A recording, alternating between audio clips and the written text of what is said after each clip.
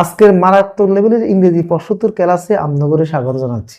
আজকের পর্বে আমরা আমাদের কিছু বিখ্যাত ফাঁকিবাজ বজ্জাত কিছু শিক্ষার্থীদের গুরুত্বপূর্ণ প্রশ্নের অ্যান্সার দেওয়ার চেষ্টা করব। আপনারা পুরো ভিডিও দেখবেন আর দেখবেন আমাদের বজ্জাতের হাড্ডি শতানের স্টুডেন্টগুলোর কি পরিমাণ ইংরেজি জানার আগ্রহ, যা দেখে আপনি রীতিমতো মোটামুটি কমায় চলে যেতে পারেন।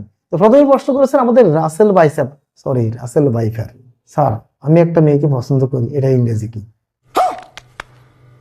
শতানের সাথে নাইকার, তুমি একটা মেয়েরে পছন্দ করস মানে এটা আর ইংরেজি কোন লাগবে কেন? আচ্ছা ঠিক আছে, তুমি যেহেতু প্রশ্ন করছো আমি বলার চেষ্টা করতেছি।